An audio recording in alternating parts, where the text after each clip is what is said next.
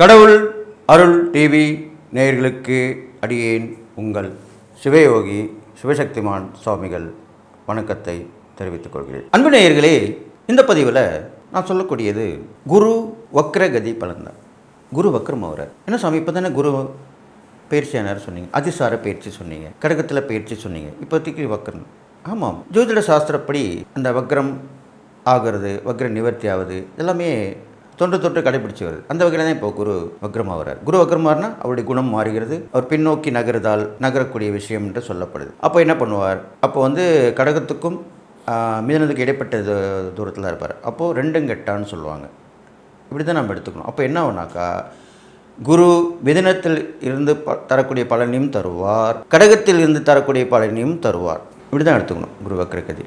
ஏன்னா மிதனத்துடைய குரு பலன்கள் சொல்கிறோம், கடகத்தில் கடகத்தோடு சொல்கிறோம். அப்போ வக்ரன்ற போது இரண்டுக்கும் நடுவில் உள்ள விஷயம், அதை பற்றி தான் இப்போ சொல்ல போகிறோம். இந்த குரு வக்ர பலன் சொல்கிறது எல்லாருக்குமே ரொம்ப கஷ்டமான விஷயந்தான். ஆனால் இதில் அனுபவப்பட்டவர்கள், ஆராய்ச்சி செய்தவர்கள் எல்லாமே வெகு சுலபமாக சொல்லி வந்துடுவாங்க. அந்த வகையில் அடியேன்னு கூட எடுத்துக்கலாம். அந்த வகையில் தான் இப்போ நான் இந்த குரு வக்ரகதி பலனை சொல்ல போகிறேன். அதுக்கு முன்னாடி இந்த பொது பலன்களை சொல்லக்கூடியது வழக்கம், அதை விரிவாக சொல்லிட்டு தான் அடுத்தது நம்ம 12 ராசிக்கு உண்டான பலனை பார்க்க போகிறோம். இப்போ பொது பலன் பார்க்கும்போது கிரகங்கள் எங்கெங்கே இருக்கின்றது முதல்ல பார்த்தோம். இந்த கடகத்தில் இருக்கக்கூடிய குரு மீனத்துக்கும் கடகத்துக்கும் இடைப்பட்ட இடங்களிலே வக்ரமாகி இருக்கிறார். அடுத்ததாக சிம்மத்திலே கேது பகவான் இருக்கிறார். துலாத்திலே புதன் சந்திரன் வீட்டிலிருந்து வருகிறார்கள். வீட்டிலே சூரியனும் செவ்வாய் இருக்கிறார்கள். கும்பத்திலே சனி பகவானும் ராகு பகவானும் இருக்கிறார்கள். இதை வைத்து பார்க்கும் பொழுது குரு வக்ரமாக இருக்கும் பொழுது அவர் தனகாரகன், புத்திரகாரகன், போதனை செய்யக்கூடிய கிரகம், ஆசான் கூட சொல்லலாம். இப்படிப்பட்ட காரகத்துவமே தான் அவர் கொடுக்கக்கூடியது. எப்பயுமே ஒரு கிரகத்தை பற்றி சொல்லும்போது அதனுடைய காரகத்துவம் தான் சரியாக வரக்கூடிய விஷயமா இருக்கும். அந்த வகையில் பார்க்கும்பொழுது இந்த காலகட்டங்களிலே பணப்புழக்கம் அவ்வளோவா இருக்காது, பண தட்டுப்பாடு ஏற்படும், கடன் வாங்கி கடன் கொடுக்கக்கூடிய சூழ்நிலை ஏற்படும். ஒரு பொருளை வாங்கணும், நீண்ட நாள் கணக்கு போட்டு அதன் பிறகு தான் அதை வாங்க முடியும். கேட்டிருந்த உதவிகளும் கிடைப்பது கஷ்டமாக இருக்கும். புத்திர பாக்கியம் ஏற்பட்டு உள்ளவங்களுக்கு ஏதோ ஒரு வகையிலே தள்ளி போகும்.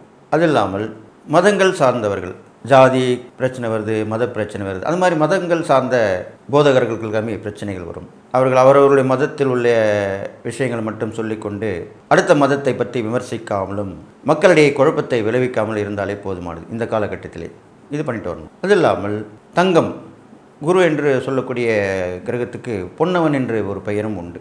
கோல்டுக்கு அவர் தான், தங்கத்துக்கு. அப்போது இப்போவே நான் குரு இந்த அதிசார பயிற்சியிலே ஏறி இருந்த தங்கம் கொஞ்சம் இறங்கியது, மீண்டும் ஏறியது, இப்படி தான் ஏறி இறங்கியும் வந்து கொண்டிருக்கிறது.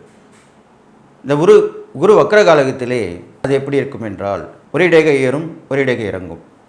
ஏறுதலும் இறங்குதலும் மாறி மாறி நடக்கக்கூடிய சூழலாக இருக்கப் போகிறது. இதில்லாமல் போதிக்கும் ஆசிரியர்களுக்கும் மாணவர்களுக்குமே பிரச்சனை வந்து நிற்கும். அவர்களுடைய பேச்சை கேட்காமல் போவது, பழக்க வழக்கங்கள், கெட்ட பழக்கங்கள் ஏற்படுத்தி கொள்வது, மதிப்பு மரியாதை இல்லாமல் போகுது, எல்லாமே நடக்கும். இந்த குரு வக்ர காலத்திலே மக்கள் அனைவரும் ரொம்ப விழிப்புணர்வோடு இருக்கணும். வயிற்று பிரச்சனை வரும் பொதுவாக எல்லோருக்கும். அப்போ என்ன பண்ணணும், கண்ட இடங்களை சாப்பிடாமல் இருப்பது, கலப்பட உணவை சாப்பிடாமல் இருப்பது, இதெல்லாமே முக்கியமாக பார்க்கக்கூடிய விஷயமாக இருக்கிறது. உணவுப் பொருள் சம்பந்தப்பட்ட விலையேற்றம், உணவு உற்பத்தி, இதெல்லாமே பாதிக்கும் சூழ்நிலை இருக்குது. இப்படி இருந்தாலுமே எல்லாவற்றையுமே கவனித்து நடந்து கொண்டால் நாம் இதிலிருந்து வெளியே வந்து விடலாம். குருவை போற்றி வணங்குவதும், குரு சிறப்பு பெற்ற ஸ்தலங்களுக்கு சென்று வருவதும், குருக்கு அதிதேவையான எல்லாமல்ல பெருமான் முருகப்பெருமானை வணங்கி வருவதும், குரு தட்சிணாமூர்த்தி வணங்கி வருவதும், இது மாதிரி இறை வழிபாடுகள் செய்வதும், தான தர்மங்கள் செய்வதும் இந்த குரு வக்ரகதி பலனிலிருந்து ஓரளவுக்கு வெளியே வருவதற்குண்டான உபாயமாக சொல்லப்படுகிறது. இதெல்லாம் பண்ணிட்டு வரணும் மக்கள், அதுக்காக தான் அப்படி சொல்லியிருக்கேன். இது இல்லாமல் இந்த குரு வக்ரகதி காலத்திலே உஷ்ணமும் குளிர்ச்சியும் சேர்ந்து மக்களை வாட்டி வதிக்கப் போகிறது. ஒரே நேரத்தில் உஷ்ணமாகவும் இருக்கும், ஒரே நேரத்தில் குளிர்ச்சியாகவும் இருக்கும். தட்ப வெப்பங்க நிலை மாறும். கிளைமேட் சொல்கிறோம் இல்லையா, அது மாறி மாறி வரும். எப்பவுமே கிளைமேட் மாறினாலே மக்களுக்குமே அந்த சீதோஷ்ண நிலை மாறினால் உடல் தாங்காது, பல்வேறு நோய்களுக்கு வழிவகுக்கும். இன்னும் எல்லாமே கஷ்டமாக சொல்கிறீங்க, நெகட்டிவாக சொல்கிறீங்க. இப்போ இதுலேருந்து எப்படி தான் நாங்கள் வெளியே வருது, அதுக்கு தான் சொன்னேன். இந்த குருவுக்கு உண்டான பரிகாரம் செய்து வருவதும், இறை வழிபாடு செய்து வருவதும், கூட்டு பிரார்த்தனை மூலமாக இந்த துன்பங்களை குறைத்து கொள்வதுமான வழிதான் இந்த பொது பலனாக சொல்லப்பட்டு சொல்லி அடுத்து 12 ராசிகள் உண்டான பலனை இப்பொழுது பார்ப்போம். கடகராசி நேயர்களே, உங்களுக்கு உண்டான குரு வக்ரகதி பலன் தான் சொல்ல போகிறேன். கடகராசிக்கு பார்த்தீங்கன்னாக்கா புனர்பூசம் 4ஆம் பாதம், பூசம் முழுவதும், ஆயில்யம் முழுவதும் இப்படி தான் இருக்குது. இந்த நட்சத்திரத்தில் பிறந்தவங்களாம் கடகராசிக்காரன்னு சொல்லப்படுது. கடகராசியில் பிறந்தவங்கனாலே அன்பான குணங்கள் கொண்டவங்க, நியாயமான ஆசைகள் உள்ளவங்க, தர்ம சிந்தனை உள்ளவங்க, இரக்க சுபாவம் உள்ளவங்க, பெண்மையை போற்றுறவங்க, திறமைகளை கொண்டு வர முயற்சி பண்ணுறவங்க, இப்படி சொல்லிட்டு போகலாம். அப்படிப்பட்ட கடகராசியில் பிறந்த உங்களுக்கு எல்லாமே இப்போ உங்கள் ராசியில் அதிசாரமாக மாறினாலும் ஏற்கனவே இருந்த பலனை தான் கொடுப்பார். 12ஆம் இடத்து பலனும் ஜென்ம பலனும் கொடுப்பார், சேர்த்து கொடுப்பார். இதில் பாதி அதில் பாதி. அப்போ என்ன நடக்கும்? அதுதான் இப்போ விரிவாக சொல்லப்போம். வேலையில் இருந்திருப்பீங்க, விசுவாசமாக இருந்திருப்பீங்க, ஒரு சின்ன தப்பு கூட நடந்திருக்காது. ஆனால் இந்த குரு வக்ர காலத்திலே சிறிய தப்பை பெருசாக தப்பாக நினச்சி உங்களை வேலையை விட்டு எடுத்துருவாங்க. வேலை இழப்பு ஏற்படும். ஆனாலும் உடனே நல்ல வேலை கிடைக்கும். அதுக்குண்டான மனமாற்றம் ஏற்பட்டுவிடும். அதே போல் வெளிநாடு பயணம் ஏற்படும். ஆனால் நீங்கள் வெளிநாடு போகாமலே உங்களுடைய பிரச்சனை தீர்ந்துவிடும் அங்கு உள்ளவர்கள் மூலியமாக. மாறாக வெளியூர் பயணங்கள் ஏற்படும். இன்னும் சமயம் இப்படிலாம் சொல்கிறீங்க, அதுதான் நடக்கும். கடகராசிக்கு அதுதான் நடக்க போகுது. நம்ம பெருசாக நினைக்கிறத சிறுசாக மாற்றி கொடுப்பாங்க. இருந்தாலும் பலன் உண்டு தான், பலன் கண்டிப்பாக கிடைக்கும் தான். பெருசாக வராமல் சிறுசாக வந்து போயிடும். இதுக்கு சொல்லணும்னாக்கா,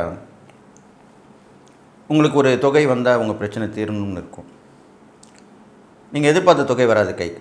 ஆனால் அதில் பாதி தொகை தான் வரும்.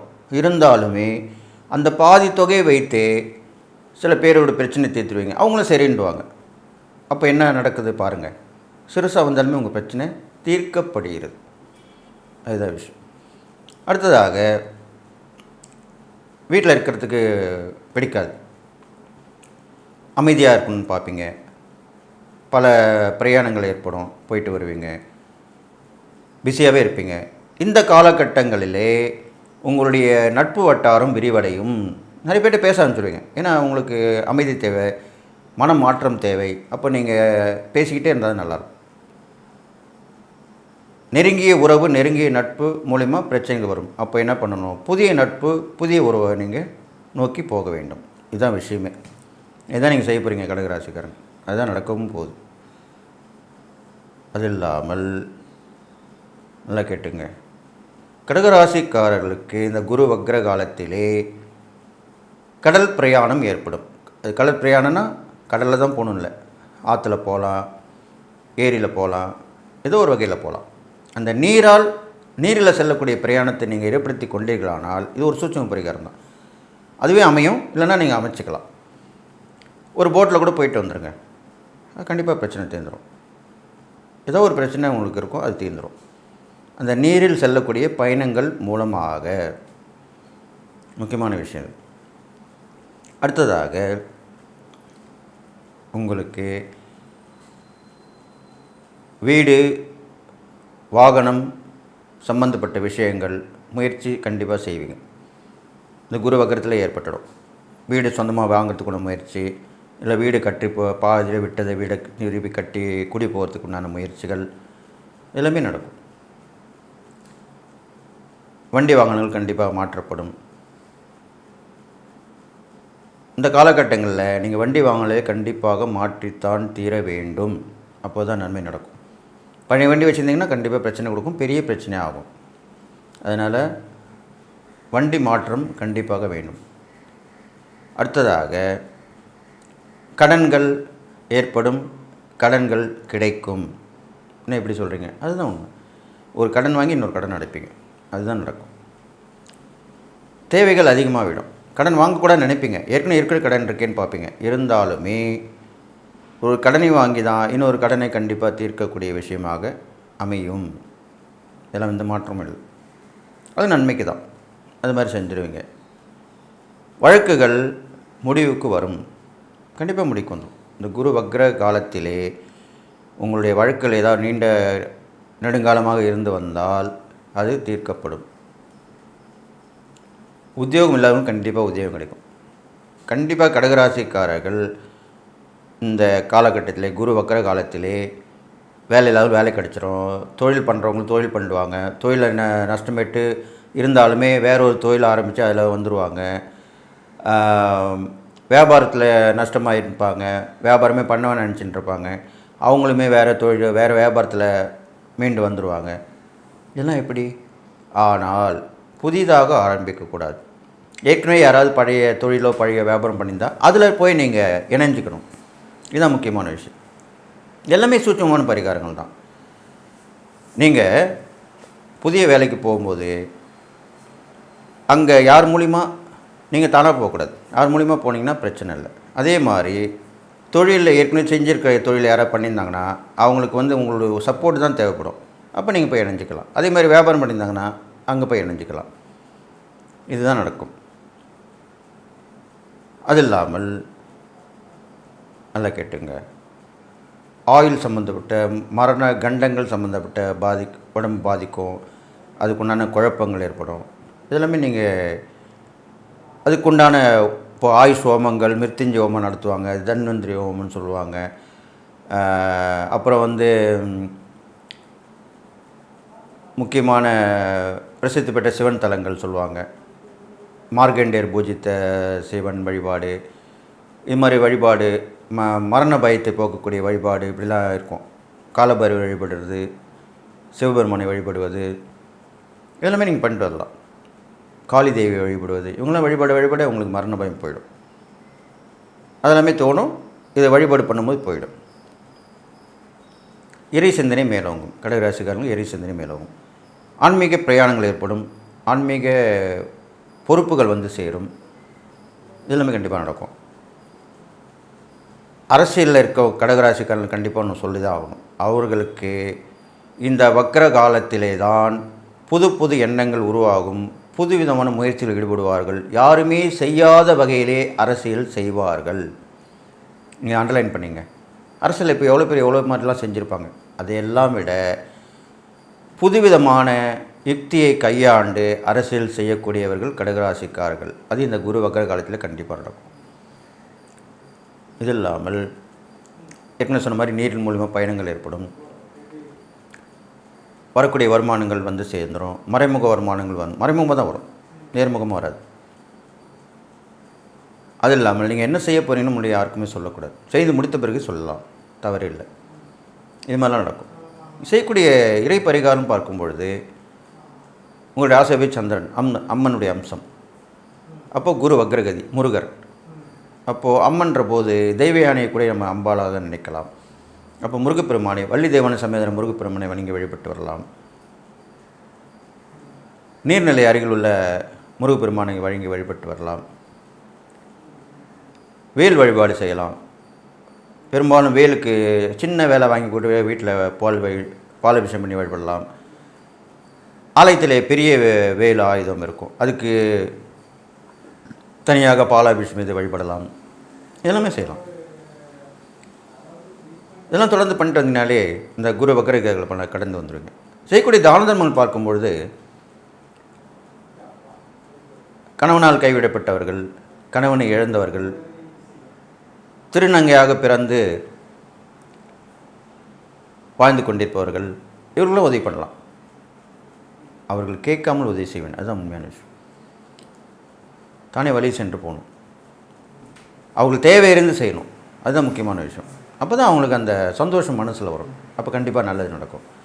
அதனால் இது மாதிரிலாம் பண்ணிட்டு வந்தீங்கன்னா கடகராசிக்காரர்களுக்கு இந்த குரு வக்ரகதி பலன்கள் முழுமையாக நட்பலனாக மாற்றப்பட்டு அதிலிருந்து மீண்டு எல்லா நலமும் பெற்று வாழப்போறீங்கன்னு சொல்லி வாழ்த்தி விடைபெறுகிறேன். நன்றி. வணக்கம். கடவுள் அருள் டிவியை பார்த்தமைக்க நன்றிகள். மேலும் இது போன்ற தகவல்களை தெரிந்து கொள்ள கடவுள் அருள் டிவியை சப்ஸ்கிரைப் செய்யுங்கள். மறக்காமல் பெல் ஐக்கானை கிளிக் செய்யுங்கள்.